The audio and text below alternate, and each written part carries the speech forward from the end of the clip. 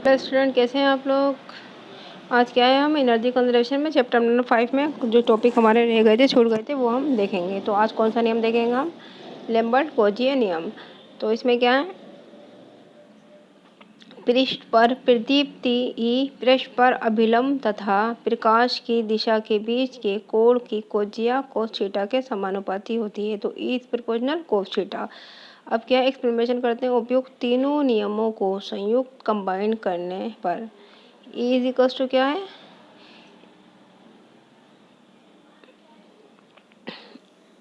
E is equals to L cos theta upon D square lumen per metre square. ठीक है, तो ये क्या हो गया, इसका फार्मूला हो गया। और इसके बाद क्या है, एल क्या है हमारा यहाँ पर, कैंडेला से ज्योति तीव्रता, और थीटा क्या है हमारा यहाँ पर, रेडियन अथवा डिग्री के कोण, और डी इजिकल टू क्या, प्रकाश स्रोत तथा सतह बिंदु के बीच मीटर मात्रक की डिस्टेंस दूरी है। और क्या ई क्या है, ल्यूमेन प्रति वर्ग मीटर में प्रदीप्ति। तो हमें क्या है, फिगर में हमें दे रखा है प्रकाश स्रोत, ये क्या है हमारा लाइट प्रकाश स्रोत, और ये क्या है इसकी हाइट ऊंचाई, और ये क्या है वर्क प्लेन कार्यतल। और ठीक है, यहाँ इसकी डिस्टेंस कितनी है हमें याद रखिए, एल। और यहाँ से यहाँ तक क्या है, कौन सा एंगल बना रहा है इसके साथ, नॉर्मल पर थीटा। और इनकी डिस्टेंस क्या है, ये डी है, तो ये इसकी क्या है प्रोपोर्शनल है, तो ये एंगल थीटा है, तो ये एंगल भी थीटा ही होगा। ठीक है, क्लियर है। अब क्या है, हमने हो गया है इतना। अब क्या है, अब देख लेते हैं, सूत्र से ये स्पष्ट होता है कि ई का मान निम्नलिखित तीन कारकों फैक्टर पर निर्भर करता है, एल, डी और कोस थीटा। कैंडेला मतलब एल, डी फॉर मीटर और कोस थीटा। तो उपयुक्त समीकरण क्या है, उपयुक्त समीकरण में समीकरण एक में क्या है, इसको हमने इक्वेशन एक मान लिया ये वाली, cos theta is equals to H upon D तथा D is equals to H upon cos theta क्रमशः रखा जाए तो समीकरण निम्नलिखित प्रारूपों में बदल जाएगी। क्या हो जाएगा यहाँ पर, E is equals to L H upon D square, तो E is equals to L cos square theta upon H square. तो ये इक्वेशन सेकेंड और ये थर्ड ले ली हमने। अब क्या इसके बाद, अब हमारे पास कितनी इक्वेशन बन गई, फर्स्ट सेकंड एंड थर्ड, तीन इक्वेशन हमारे पास आ गई। तो फर्स्ट सेकंड एंड थर्ड में theta is equals to 0, H is equals to D रख दिया जाए तो समीकरण के निम्नलिखित रूप विकसित होंगे। तो ई इज इक्वल्स टू क्या हो जाएगा, 1/h स्क्वायर एंड या फिर 1/d स्क्वायर या फिर 1/r स्क्वायर। ठीक है, तो where H is equals to D is equals to R, metre में दूरियाँ हो गई हमारी। अब ठीक है, तो समझ में आ गया होगा आई होप आप लोगों को ये लैम्बर्ट कोजीए नियम। ठीक है, अब क्या है हमारा, इसके बाद नेक्स्ट टॉपिक जो है हमारा, ल्यूमेन विधि द्वारा प्रकाश स्रोत की क्षमता का परिकलन कीजिए। तो ल्यूमेन विधि द्वारा प्रकाश स्रोत की क्षमता का परिकलन, तो इसमें ये क्या है, इसका तात्पर्य कुल ल्यूमेन फ्लेक्स द्वारा लैम्प साइंस के परिकलन से है, जिसकी व्याख्या निम्नलिखित है। मानक है W is equal to watt मात्रक में लैम्प की क्षमता, और eta is equal to lumen प्रति वाट मात्रक में लैम्प की दक्षता, और phi is equal to lumen मात्रक में प्रति लैम्प निर्गत ज्योति फ्लक्स, और is equal to W into eta, और omega is equal to steradian मात्रक में घन कोण, L is equal to candle power अर्थात कैंडेला मात्रक के में ज्योति तीव्रता, और phi is equal to W into L is equal to कितना हो जाएगा, 4 pi into L,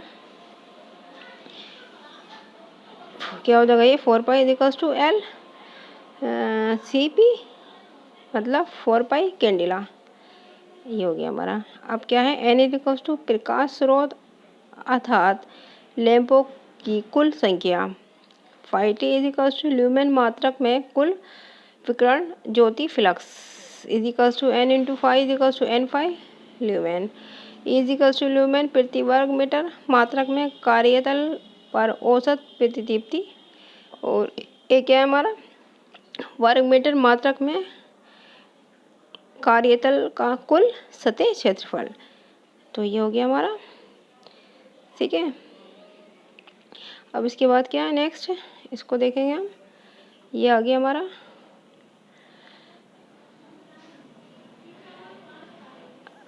phi suffix में यू लुमेन मात्रक में उपयोगी ज्योति फ्लक्स और इजिकल्स टू लुमेन मात्रक में कार्यतल पर कार्यकारी ज्योति flux is equals to E into A is equals to E dot A lumen. F greater than 1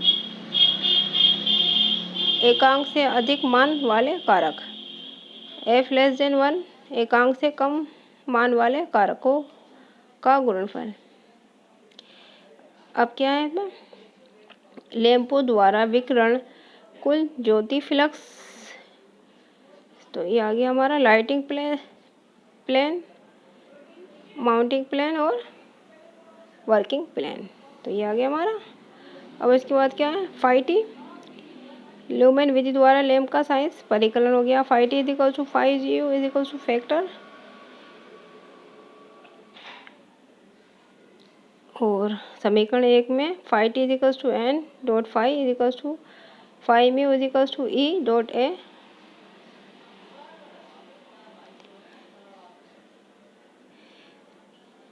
तब N phi is equal to E A into factor greater than 1 and less than 1।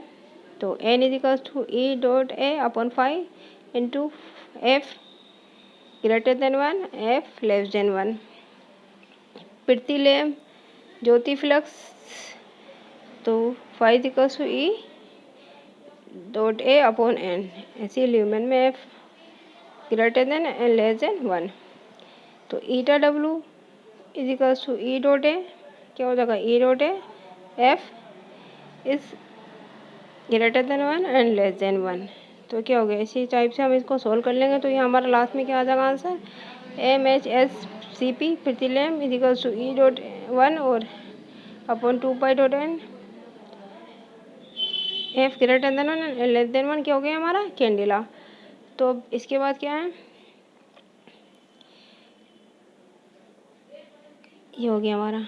अब इसके बाद हम देखते हैं प्रकाश में वैद्युत स्रोत अर्थात लैंप की दक्षता का वर्णन कीजिए। तो लैंप दक्षता को निम्नलिखित दो प्रारूपों में व्यक्त किया जाता है। नंबर 1 लुमेन प्रति वाट क्षमता और नंबर 2 वाट प्रति कैंडेला क्षमता। तो ये टॉपिक हमारा आ सकता है कि लुमेन को कितने प्रारूप में व्यक्त किया जाता है, तो 2। ये ऑब्जेक्टिव ऐसे क्वेश्चन हमारा बन सकता है। लुमेन प्रति वाट क्षमता, यह लैंप की निर्गत प्रकाश शक्ति तथा निवेश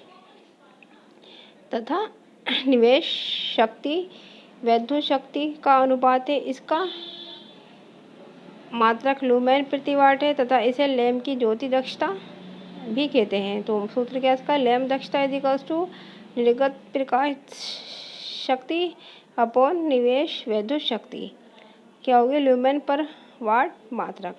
और सेकंड क्या हमारा, वाट प्रति कैंडेला दक्षता, यह लैंप की निवेश वैद्युत शक्ति तथा औसत क्षैतिज ज्योति तीव्रता का अनुपात है। इसकी ISI यूनिट वाट प्रति कैंडेला है। इसे लैंप की विशिष्ट उपभोग दक्षता भी कहते हैं। और इसका सूत्र क्या है, लैंप दक्षता इज इक्वल टू निवेश वैद्युत शक्ति और औसत क्षैतिज ज्योति तीव्रता। इसका आ गया मात्रक वाट पर कैंडेला मात्रक, ठीक है। तो ये हो गया हमारा टॉपिक कंप्लीट।